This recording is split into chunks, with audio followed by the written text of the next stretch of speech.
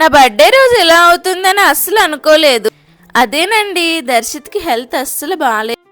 ఇంకా డాక్టర్ అయితే దర్శిత్ని ఫుడ్ విషయంలో కొంచెం జాగ్రత్తలు పాటించమన్నారు. అందుకే ఈ ఇయర్ నా బర్త్డేకి అసలు కేక్ కటింగ్ చేసుకోలేదు. దర్శిత్కి అయితే హెల్త్ బాగాలేదని అసలు నేను బయట టెంపుల్స్కి కూడా వెళ్ళలేదు. ఇంకా మార్నింగ్ లేచి ఇల్లు శుభ్రం చేశాక ఇంట్లోనే దీపారాధన చేసుకున్నాను. ఎవరి బర్త్డే అయినా సరే మా ఇంట్లో పాయసం ఉండాల్సిందే స్పెషల్. మళ్ళీ ఈవినింగ్ అయితే దీపం పెట్టుకున్నాను, దేవుడికి కొంచెం పాయసం పెట్టేశాను. ఇంకా పాయసం అయితే టేస్ట్ అయితే సూపర్ బస్లా బాగా వచ్చింది.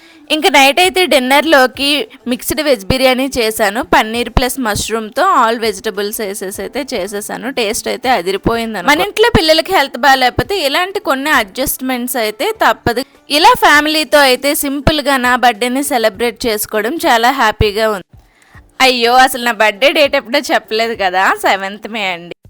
నేను ఎప్పుడూ ఇలా హ్యాపీగా ఉండాలని అయితే మీరు కూడా నన్ను బ్లెస్ చేయండి. మరి నా ఈ వీడియో నచ్చితే ఒక లైక్ ఇవ్వండి and subscribe for more videos. Thanks for watching. Bye bye.